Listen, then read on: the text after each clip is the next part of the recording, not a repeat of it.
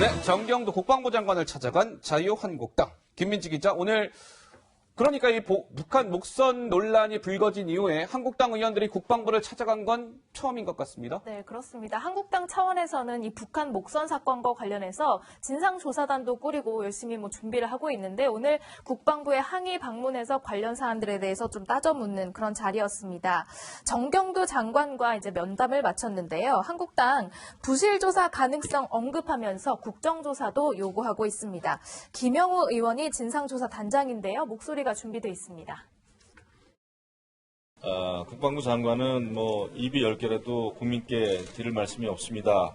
라는 이야기는 했습니다. 그런데 우리가 느끼고 또 들은 것은 이 국방부 합동조사단이라고 하는 이 조사단은 결국은 국방부 장관으로부터 지시를 받고 움직이는 조직입니다.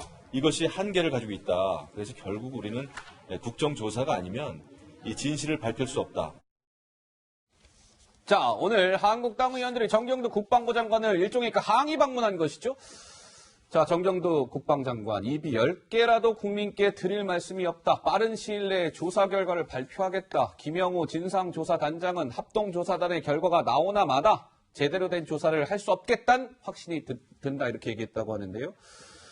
하 팀장 어떻습니까? 오늘 한국당의 국방부 방문은 시의적절했다고 보십니까? 어떻습니까? 예, 그렇죠. 왜냐면은 지금 이제 과거에 이제 그 귀순 노크 사건 같은 경우에는 국방부에서 만약에 조사를 한다면 딱 맞는 게 거기 현장에 있는 부대들이 국방부 순위부에 거짓말로 보고를 한 거 아닙니까? 근데 이번 같은 경우에 목선 귀순 사건 같은 경우에는 이미 현장에서는 국방부 순위부에 제대로 보고를 했는데 예. 국방부가 뒤늦게 대국민 기자회견을 할 때 그거를 속여서 했다는 게 가장 큰 문제 아닙니까? 그리고 심지어 그 속이는 과정에 청와대가 얼마나 개입했는가 이런 문제 아니겠습니까? 그런데 지금 합동조사단 같은 경우는 국방부 안에 있는 검열단 그 안이 이제 들어간 거거든요. 그 안에 처음에 했던 거는 이제 처음에 조사한 부분은 바로 전비태세 검열실인데 여기 자체도 이제 국방부 안에 있는 거거든요. 그런데 거기서 국방부 장관 밑에 있는 합동조사단에서 결국 그 자리를 먼저 처음 조사한 자리를 조사하겠다는 건데 이 얘기는 어떤 얘기냐면 현장에 있는 부대가 만약에 국방부 순위부에 잘못 보고를 했다든가 이런 부분들은 잘 조사가 될 수 있어요. 그렇지만은 어떻게 국방부 장관 밑에 있는 합동조사단에서 청와대가 여기에 어떻게 개입했는지 그리고 국방부 순위부가 국민들한테 기자회견 할 때 어떻게 해서 이렇게 거짓으로 얘기하게 됐는지 왜 말이 바뀌게 됐는지 이런 것들이 어떻게 조사가 제대로 되겠습니까? 이건 제가 보기에는 그런 측면에서 제대로 지금 조사단 꾸린 것 자체가 잘못 꾸려진 것이고 자유한국당의 항의 방문은 저는 아주 시의적절했다고 보는 겁니다. 자, 이번에는 화면을 좀 하나 비교해서 보겠습니다. 보시죠. 좌측 화면, 지난 15일 삼척항 방파제에 정박한 그 북한 목선의 모습을 좌측 화면으로 보고 계시고요. 바로 우측은 북한 내에서 실제로 그 고기잡이에 나서는 북한 어선의 모습을 보고 계십니다. 자유한국당 이양수 의원 제공인데요. 딱 일단 보기에 좀 달라 보이죠? 달라 보이는 측면이 있습니다. 근데 김 교수님, 이게 의미하는 바는 어떤 걸까요? 그러니까 지금 삼척항에 입항해서 4명이 왔다가 2명은 지금 조기 송환이 된 상태고요. 2명만 귀순 의사를 밝혀서 지금 남아 있다고 하는 건데 그분들 이야기는 북한 함경부터 경성에서 나와가지고 북한 어선들과 같이 섞어서 조업을 하다가 NLL을 내려왔다는 거거든요. 근데 이제 사실은 내려와서 지난 9일날 경성을 출발했다고 하니까 거의 일주일 가까이를 사실은 배를 타고 바다를 헤맸던 것이고 지나온 거리로만 따져도 한 700km 가까이를 계속 배를 타고 내려온 건데 지금 여기 이양수 의원실에서 보낸 것처럼 일반적인 북한의 어선이 갖고 있었던 모양새하고는 확연히 다르다는 거죠. 제일 크게 뭐냐면 그때 언론에도 많이 나왔습니다만 그 일주일 넘게 표류하다가 들어왔다고 하는 그 사람들 중에 한 분은 옷이 거의 주름 잡은 아주 칼처럼 잡혀 있다고. 산뜻한 옷에다가 흰색 신발까지 신고 깔끔해 보였다는 거 아닙니까? 그렇기 때문에 그다음에 쌀을 싣고 있는 양도 굉장히 많았고 그다음에 한 일주일 가까이를 취사도구를 가지고 밥을 먹었을 텐데 그런 흔적도 별로 보이지 않고 그다음에 오징어 잡이를 했다 그러는데 오징어 잡이 흔적도 남지 않고 그래서 등등 여러 가지 좀 이상한 낌새가 있어서 이양수 의원실이 어디냐면 속초 고성 양양 쪽의 지역구인 국회의원이에요. 그렇죠. 그러다 보니까 아마 북한 어선이 실제 조업에 나서는 어선들의 일상적인 모습을 보여주면서 이번에 내려온 삼척항에 내려온 어선은 일반적인 북한의 조업을 하는 어선과 좀 다르다. 이런 식의 지금 문제 제기를 한 것으로 보입니다. 예, 하국장. 근데 이제 저게 원래 이제 조업하는 어선하고 저게 오징어 잡이 배거든요. 네. 근데 지금 이제 왼쪽에 있는 배하고 모습이 많이 다르잖아요. 근데 실제로 이제 조사를 한 부분에 대해서 제가 이제 취재를 오늘 좀 상당히 많이 했는데. 하 팀장께서 이번 목선과 관련해서 그동안 알려지지 않은 내용을 또 좀 다소 취재하셨다고 제가 들었는데요. 예, 말씀해 주시죠. 제가 뭐 기밀이어서 뭐 얘기할 수 없는 것만 빼고 제가 가능한 범위 내에서. 얘기한다면은, 예. 예.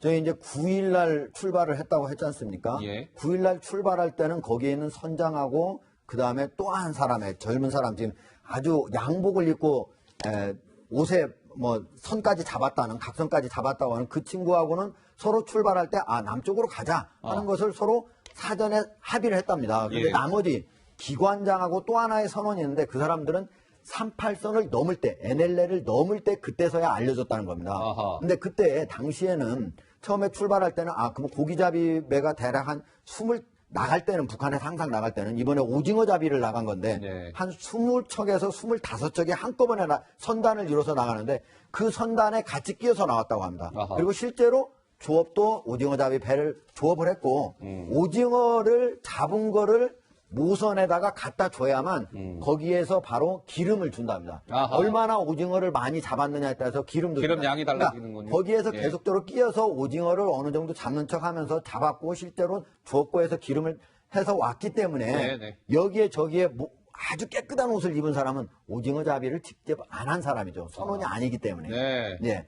그러고 그 뒤에 이제 여기에 와가지고도 저 사람들이 처음에는 4명이 다 남겠다고 처음에는 했다가 나중에는 또 똑같이 다 4명이 가겠다고 했다가 그 다음에 또 나중에 두 사람의 말이 바뀌거든요. 예. 이 지금 조사한 우리가 어떻게 해서 남쪽으로 내려오게 된 경위가 북한에 예. 보고가 됐느냐.